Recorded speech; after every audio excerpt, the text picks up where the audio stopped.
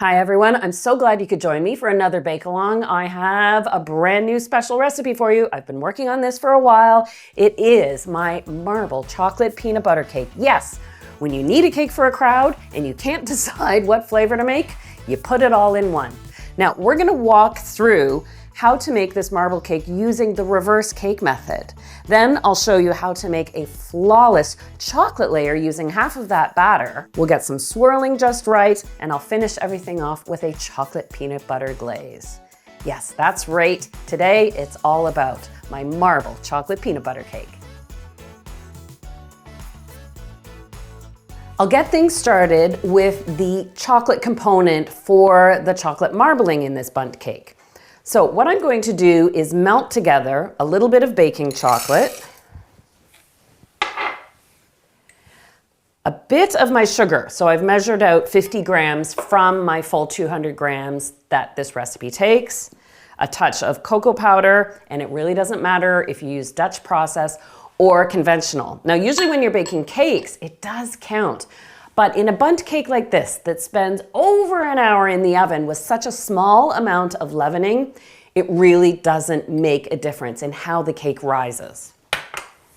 I'll also add a half a cup of water, and that may seem like a strange ingredient. Don't you want two batters of a like consistency when you've got a bundt cake? And the case for this is the fact that the chocolate sets after it's cooled and cocoa powder absorbs moisture. You need that additional liquid to balance it out.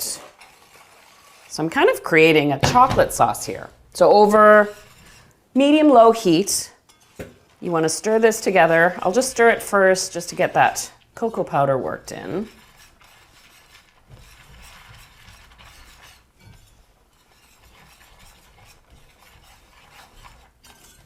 There we go.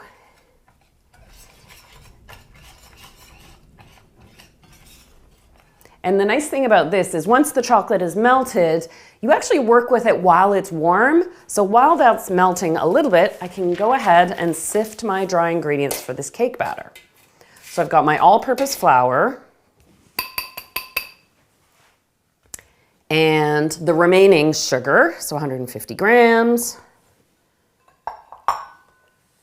A teaspoon of baking powder, which is not a lot compared to all the other ingredients here, and a little bit of baking soda and a little bit of salt.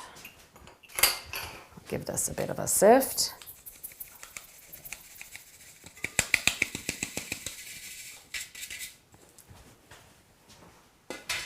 And while I'm over here, let's give this chocolate a whisk.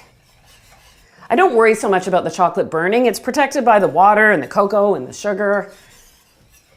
So I'm just waiting to see until it's nice and smooth. It's getting close. I might as well stay with it here. It's almost done.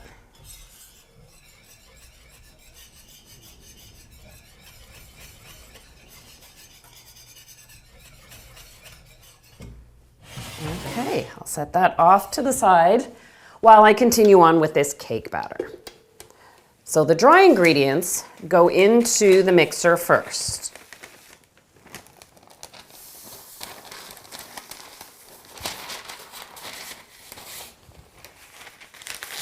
I am using the reverse method.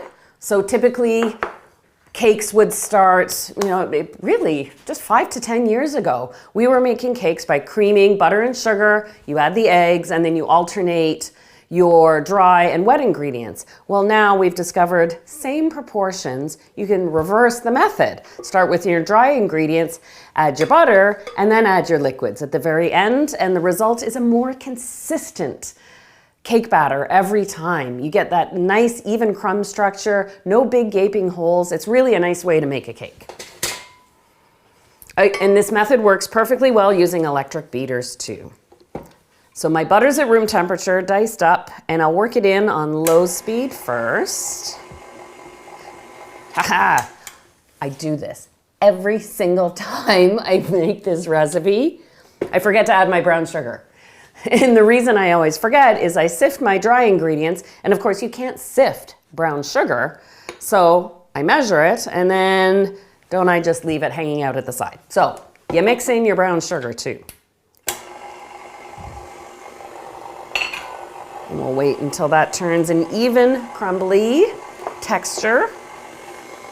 And of course, I've got my peanut butter on hold here. I prefer using creamy peanut butter in this recipe.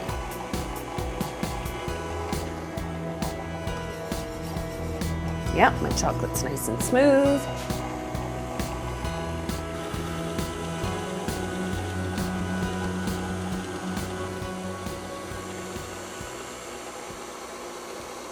All right, I can see most of the butter has worked in. There's still a few pieces visible, but adding the peanut butter, which is soft, is going to add some moisture to the recipe as the batter starts to come together, and it will smooth out those remaining butter pieces.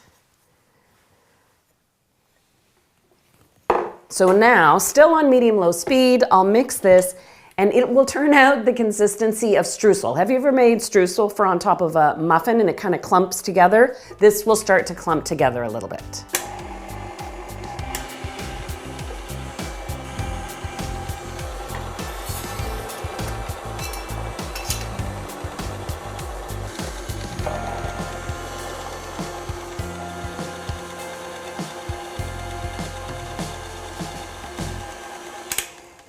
It may seem like you're over mixing when you have to add the butter and then you add the peanut butter.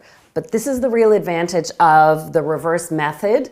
Because you don't have liquid added to your flour, the protein in the flour isn't hydrating, and that's what's at risk when you toughen up a dough. You want it when you're making bread, not cake. But the fact that we just have the peanut butter and the butter means this batter, this dough, can't overwork until I add the liquids.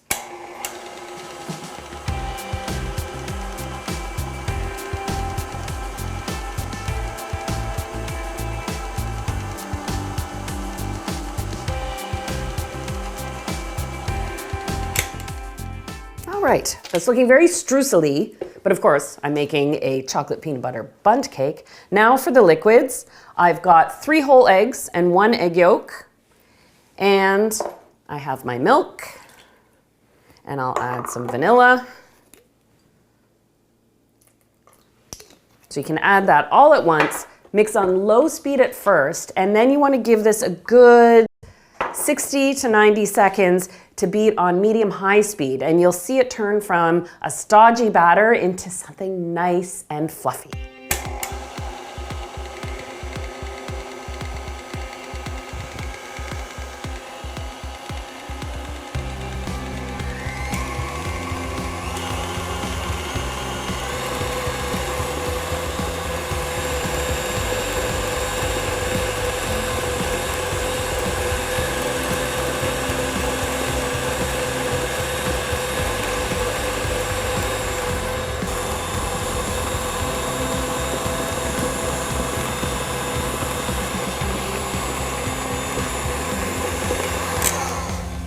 Oh, isn't that amazing how light and fluffy it turns out? It almost looks like a peanut butter frosting when you think about it.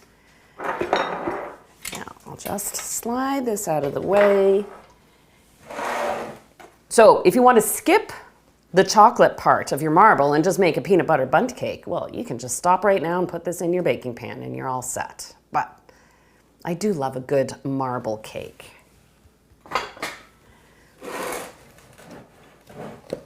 Give the batter a good stir just to make sure all that good peanut butter goodness from the bottom is worked in there. And you want to divide your batter in half, loosely.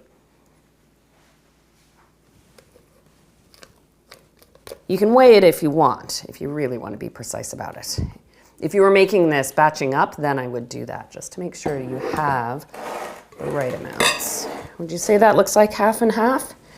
I think a little more here. There we go. And now I'll take that slightly cooled but still warm chocolate base, and this gets added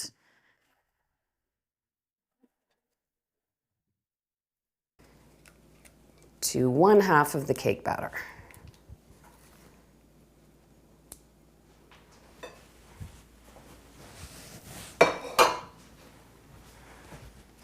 and just gently stir that in. At first, because the chocolate mixture is warm, it may seem like this batter is a little bit thinner than the batter base itself, but even in contact with this batter, it will start thickening up a little bit with the cocoa powder, absorbing the moisture, and then of course once baked and set, that's where it counts, that the two textures between the peanut butter and the peanut butter chocolate cake match.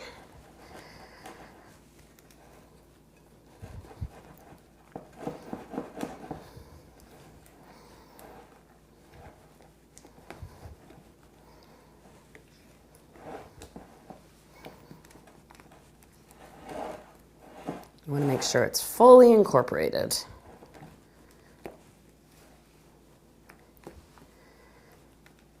There we go. So we have our two batters. And here's my pan, a good Bundt pan. The hole in the middle, it doesn't always have to go all the way through, is so that that big, dense cake can cook evenly. So the heat is going inside the pan, not just around the outside of it. It's been greased and floured. Very important when you've got any sort of cake with a detail in the pan itself. And I was going to say something and it just escaped me. What was I going to say? It was very, very important. Give me a minute. What was I going to say? I've got my batters.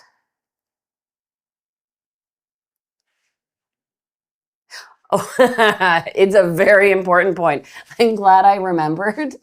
It's so important to make sure you're using a 3-liter, a 12-cup Bundt pan. Some can be 3 liters, some can be 2.5 liters. And you think, 2 cups, does that make a difference? It makes a difference when you're cleaning the bottom of your oven because your cake batter spills on the outside. That you need a 12-cup, a 3-liter pan for this particular recipe.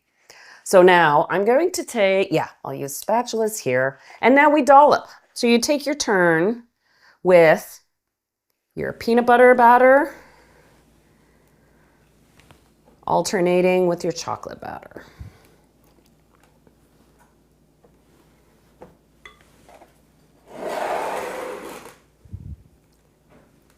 Can you see how the chocolate batter, even just sitting for 30-40 seconds, is starting to set up a bit? This doesn't have to be perfect or precise, but if you want to pull out the portion scoops, you can certainly do that. But don't forget, this is all going to be swirled together in the end.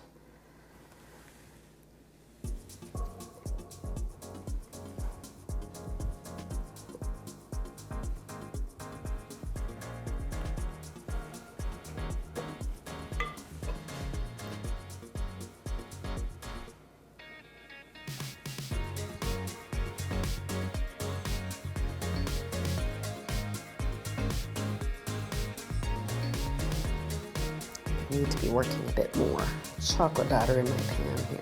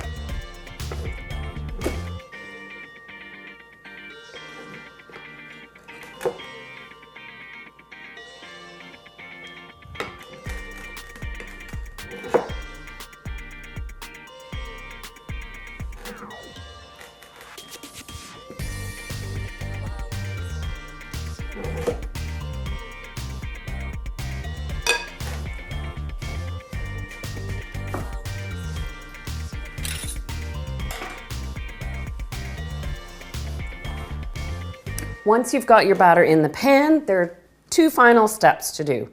You want to give the pan a good tap, because between all those dollops of chocolate and peanut butter batter, you might have a couple air pockets. Then, using a bamboo skewer or a paring knife, it's time to swirl. And it's up to you. If you want big, visible peanut butter cake and then chocolate peanut butter cake pieces, you swirl less. And make sure you get that skewer or knife really into the bottom of the cake so you're swirling all the way through. There we go. And this is ready for the oven. Now, typical to a bundt cake, because of that quantity of batter, it takes a long time and it takes a low temperature. So what I have found with this cake, I start my oven at 300, I bake this for 30 minutes, then when my 30-minute timer goes off, I turn up the temperature to 325 and I let it go for another, it can take a good 45, it can depend on the shape of your pan, 45 to 55 minutes. You check the doneness of the cake by inserting a skewer in the center and you know you're good. Of course I have one ready for you. Here it is, cooled completely. Now what I like to do is leave the cake in its pan longer than a typical layer cake. Layer cakes I usually let sit for about 15-20 minutes and then I tip them out. A bundt cake, because it's so big and it is so fragile when it's warm, I let it cool for at least half an hour. You can even let it go to 40 minutes, then gently tip it out. And because you've greased and floured the pan, well, it comes out nicely. And there you can see the beautiful contrast between the peanut butter and the chocolate peanut butter layers. Well, we could stop right there, but why? When we can make a delicious glaze, and it's a chocolate peanut butter glaze. So it's very much like making a ganache. And what I do, I'll pull my ingredients here together. You want to put your couverture or baking chocolate in a heat-proof bowl because we're going to pour everything else on top. So I've got a bit of whipping cream, a little bit of butter, a touch of honey, and just a little bit of creamy or smooth peanut butter. And I do find there is a texture to peanut butter once it's melted, even when you're using smooth, that it might add a little texture to your glaze. You might see it, and it's not split chocolate, it's just the nature of the peanut butter itself. So I'm gonna bring this up to a full simmer. It doesn't take long because it is such a small amount. So we'll just let everything melt together. And just start bubbling. Are you excited about making this cake?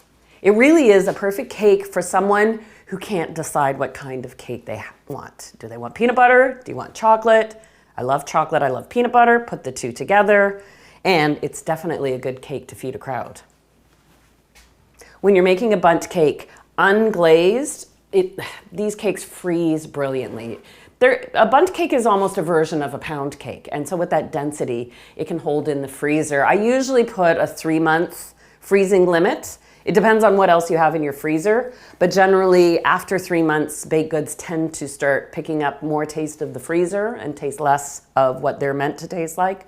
But this freezes very well. Just give it a good wrap and you're all set. Ooh, good. I am almost there.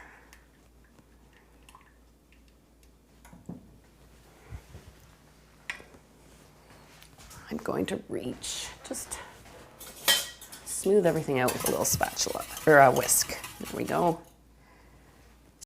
I want to make sure it's hot enough that it'll melt the chocolate. Yes, it is. And over the chocolate it goes.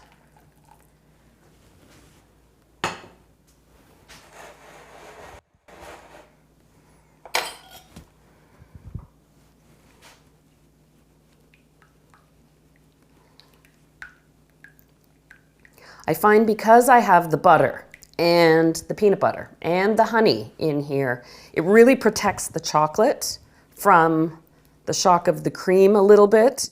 that the fat, a ganache tends not to split when you have those extra ingredients in there. So, oh, there it is, nice and shiny. The honey adds shine, the butter adds set. And depending how hot your ingredients are or your glaze, you may need to let it set for a minute, but I think I'm in good shape. You know what I'm going to do? I'm going to transfer this to a smaller bowl. That way the bowl will absorb some of the heat and I can pour it on directly so we don't have to wait.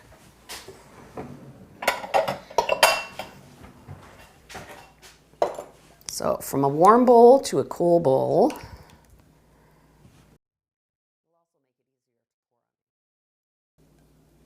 It'll also make it easier to pour for me. There we go. Doesn't that look beautiful and glossy? Oh. All right, and this just gets drizzled on top.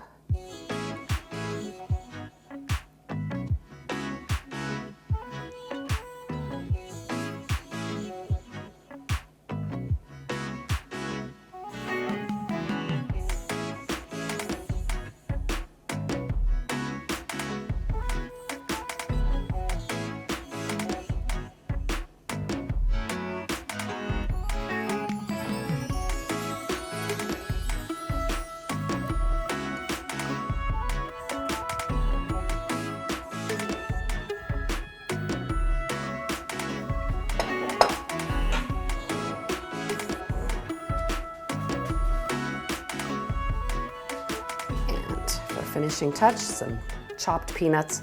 I use salted peanuts, of course. Love that little kick of salt.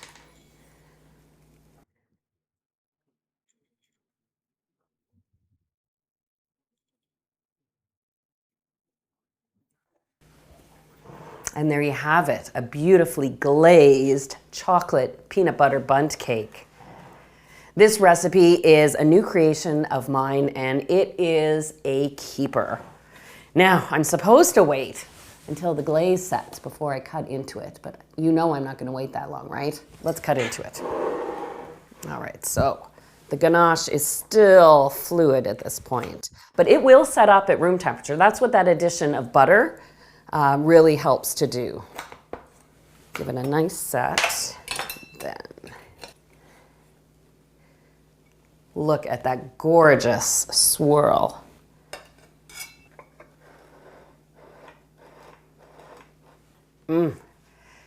As soon as I cut into it, I could smell the peanut butter and the chocolate. This is such an enticing, decadent cake. I really hope you give it a try. Write in the comments. You know the full recipe is there. Just hit the more button on the text below this video window and it expands into the complete recipe, including so many of my tips. I love hearing from you, especially those of you who say you bake this recipe as it's intended. It's a bake-along. So you watch it, you hit pause, you do your stirring, you hit play again, and on you go. Your comments are fabulous. You're amazing bakers, and I'll see you again for another delicious recipe. You didn't think I was going to say goodbye without having a piece of cake, did you?